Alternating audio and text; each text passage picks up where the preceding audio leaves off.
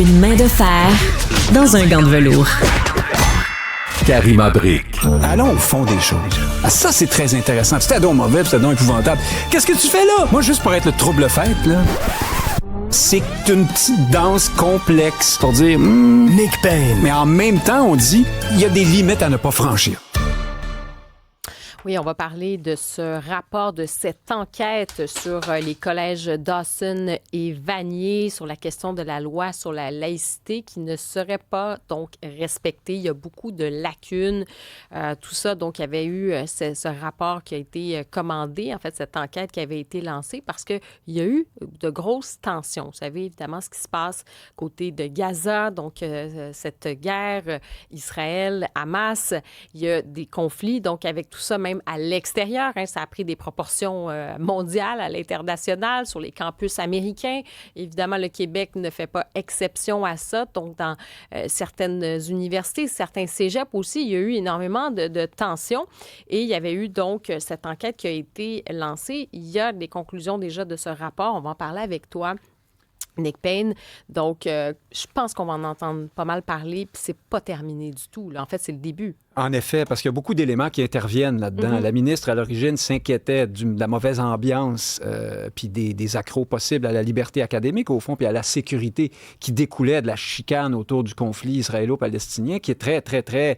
Je veux dire, c'est devenu presque le centre d'attention puis à gauche Oui. chez les militants. Puis on sait que le milieu d'éducation, notamment collégial, est très, très, très souvent militant, impliqué, très à gauche aussi. Alors là, la chicane s'est transposée dans ces établissements-là. Et il y avait une vraie insécurité. Puis ça, d'ailleurs, aussi, tu sais, aux États-Unis, en France, ils ont dit à un moment donné, OK, là, ça va faire, ça Calmez-vous suffit. un peu, Parce là. qu'il y a eu une montée de l'antisémitisme, donc, et aussi de la haine envers les Juifs. Il y avait des étudiants juifs qui ne se sentaient plus en sécurité dans certaines universités, sur des campus, et même il y avait des inquiétudes aussi du côté du collège Dawson et collège Vanier, donc c'est les cégeps.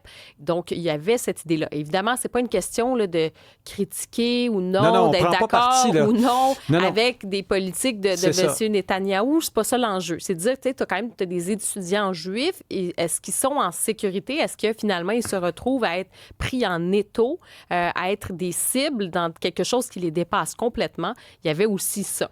C'est une évidence parce que le point de vue pro-palestinien est très, très, très, très nettement dominant dans ces milieux-là et donc dans ce qui se produit aussi, puis qui a été donc enquêté là, à Dawson puis à Vanier. Puis, sauf que là, on s'aperçoit qu'il y a d'autres choses. Il y a les accros à la loi 21, ou du moins à l'esprit de la loi 21 sur la laïcité. Puis là, il va y avoir du travail pour le comité de Maître Guillaume Rousseau et sa collègue, attends, j'ai son nom ici, Mme Pelchat, qui doit rendre son rapport le 20 août là, sur l'application très concrète et le respect de la loi 21 dans nos institutions. Là, ce qu'on voit à Dawson puis à Vanier, c'est que on part de grands principes, séparation, tu les as édictés tout à l'heure, séparation de l'État et de la religion, la neutralité religieuse des institutions, l'égalité citoyenne et la liberté de conscience.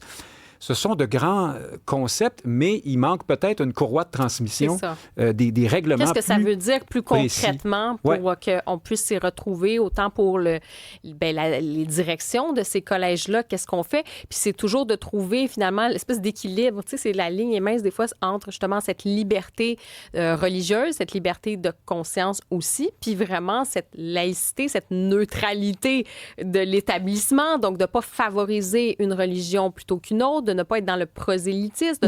Les religions par rapport à ceux qui ne sont pas religieux. Oui, bien c'est ça, exactement. La liberté de conscience, ça va pour les athées, peu importe.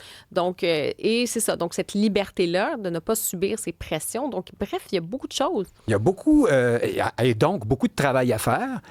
Et parce que là, on parle de locaux de prière. Là, dans ce cas-ci, bien évidemment, tu as ceux pour les musulmans, ceux pour les juifs. Là, ensuite, tu as des clubs politiques étudiants qui entretiennent une forme de détestation associations. Il y a un problème. Le rapport fait des recommandations là-dessus sur aussi. Les associations étudiantes, les associations, les clubs. C'est ça, les clubs. Est-ce qu'on est vraiment, justement, où il y a une espèce de libre expression des choses, ou on est plutôt dans une forme de militantisme agressif qui peut même avoir un impact sur le climat social, sur une forme même de discrimination ou même de haine envers certains groupes. Tu sais, tout ça est effectivement quand même inquiétant. Oui, puis on parle aussi du journal étudiant à Vanier qui devait en principe faire l'objet d'une supervision par un prof en journalisme. Or, c'est pas le cas.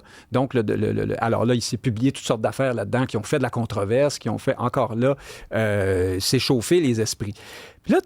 Puis en plus, comme on entend si souvent quand on se met à parler de la laïcité au Québec, puis quand on fait l'examen de ce qui se passe là-dessus dans nos institutions, puis notamment dans le monde scolaire, bien là, on apprend que les profs sont tenus de ne pas faire d'examen les jours de fêtes religieuses ou l'approche de... Tu vois? Des accommodements raisonnables, comme on dit. Accommodements... Ou pas. Non, mais je veux dire qu'on appelle... Oui, exactement. Prétendument raisonnables. Des accommodements raisonnables, mais en fait, c'est des accommodements religieux. Religieux, beaucoup d'accommodements religieux. Puis là, il y a un troisième élément qui entre en ligne de compte, je trouve, qui est un peu en filigrane, dont on a moins parlé, c'est, parce qu'on parle bien de Vanier et de Dawson, c'est une forme de séparatisme anglo-québécois. Hein? C'est-à-dire que ce n'est pas d'hier que la communauté anglophone au Québec se réfugie dans ses institutions d'enseignement, et notamment l'espèce de droit de gérance qui lui est accordé parce qu'on a un petit peu étiré là, la Constitution, l'interprétation de la Constitution canadienne.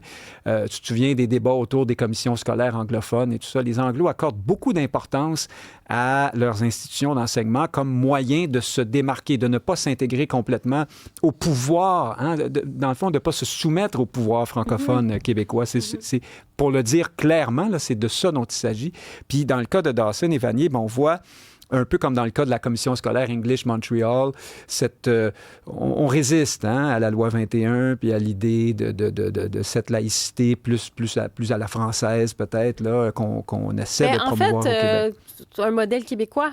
Oui, on n'aime pas ça. Surtout un vrai modèle québécois qui est différent. Tu as raison, c'est pas à la française, ça ressemble un peu. Mais qui n'est pas le multiculturalisme canadien. Le Québec essaie d'avoir son modèle. Puis ça, c'est contesté, c'est pas évident. Oui, puis là, ça rejoint la question nationale au sens large. Oui, parce que le modèle à la française, tu fais allusion, là, je le connais quand même un petit peu. Il est beaucoup plus strict. Ça va beaucoup plus loin. Ben oui. Ça va beaucoup plus loin.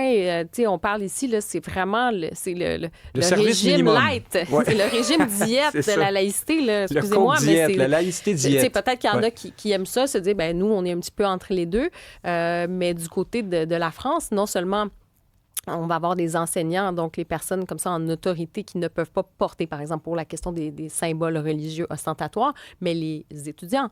Donc, si vous êtes à l'école, au primaire, au secondaire, on n'autorise pas. Et les gens, donc, enlèvent leurs signes religieux. Ils arrivent à l'école, puis ils l'enlèvent, puis ils leur partent après le soir s'ils veulent le remettre. Mais l'idée, c'est que tu arrives et tu es dégagé de toutes les pressions qui peuvent être familiales ou communautaires ou de groupe ou quoi que ce soit.